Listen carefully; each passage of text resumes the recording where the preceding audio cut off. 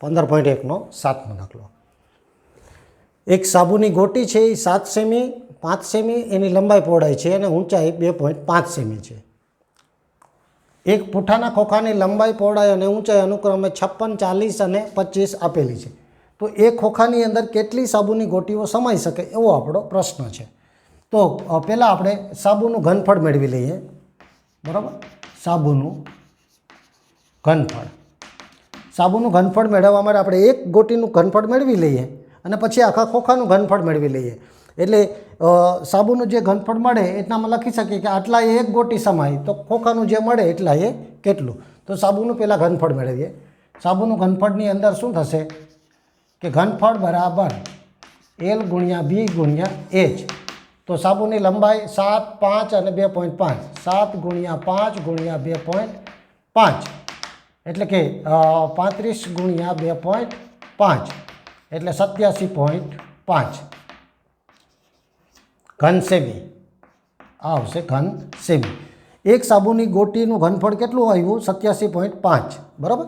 હવે આપણે ખોખાનું મેળવી લઈએ. ખોખાનું ઘનફળ. તો ખોખાનું ઘનફળની અંદર L ગુણ્યા B ગુણ્યા H. તો કેટલા છે ખોખાનું? 56, 40 અને 25. 56, 40 અને 25. તો આ 56 ગુણ્યા 25 ચોખ્ખું 100 ના મીન. બરાબર, આ રીતે એ આવ્યું 56,000 ઘન સેમી. હવે મિત્રો તમને ખબર હશે કે આ ઘન સેમી 56,000 આખા ખોખાનું. એક ગોટીનું કેટલું છે? 87.5. તો હવે 87.5માં એક ગોટી સમાઈ શકે. બરાબર, તો 56,000 કેટલી? આ રીતે આપણે ત્રિરાશિ મૂકી શકીએ. બરાબર, ત્રિરાશિ તમે મૂકી શકો કે 87.5 જો ઘન સેમી હોય તો કેટલી ગોટી સમાય? એક ગોટી સાબુની. તો આપણી પાસે કેટલું છે? 56,000. તો 56,000 ઘન સેમી એ કેટલું? આ રીતે. એટલે આમ 56,000 ગુણ્યા 1 છેદમાં કેટલા આવશે? 87.5. હવે મારે આ પોઈન્ટ દૂર કરવો હોય, આ પોઈન્ટ મારે દૂર કરવો હોય તો અહીંયા મારે 10 લખવા પડે. આ રીતે. એટલે અહીંયા આવ્યા 875, અહીંયા 10. બરાબર, આ રીતે હું મૂકી શકું. હવે મારે છેદ ઉડાડવા છે તો પહેલાં 5 વડે ઉડાડું. તો જો 5 એકા 5 કેટલા વચ્ચે? 3. 5 સત્તા 35 અને 2 100. અહીંયા 5 વડે 5 એકા 5, પાછું 5 એકા 5, 5 દુ 10 અને આ 2 મીંડા લાગે. આ રીતે.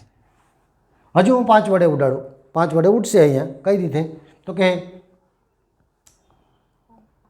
5 તેરી 15 અને પચું 25.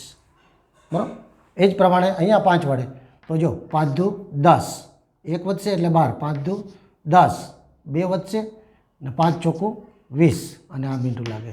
કેટલા આવ્યા ઉપર? 22, 40 ગુણ્યા 10 છેદમાં હજુ કેટલા છે? 35. હજુ 35 છે. તો હજુ 5 વડે તો 5 દુ 10 અને 5 સત્તા 35. હવે તમે 7 વડે અહીંયા ઉડાડશો ડાયરેક્ટ તો જો 7 તેરી 21,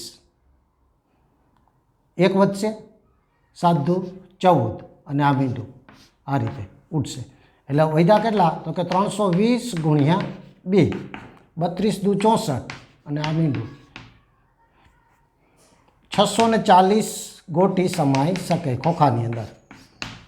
એ ખોખાની અંદર કેટલી ગોટી સમાઈ શકે સાબુની? તો કે 640. તો મિત્રો આ થોડોક લાંબો દાખલો છે, પરંતુ વિડીયો જોઈ સરળતાથી ઝડપથી તમે કઈ રીતે ગણી શકો એ ફટાફટ તમે મેળવી અને આવા વિડીયો જોઈને આવા દાખલા શીખતા રહેજો. લાઇક કરતા રહેજો અને ચેનલને સબસ્ક્રાઈબ કરતા રહેજો.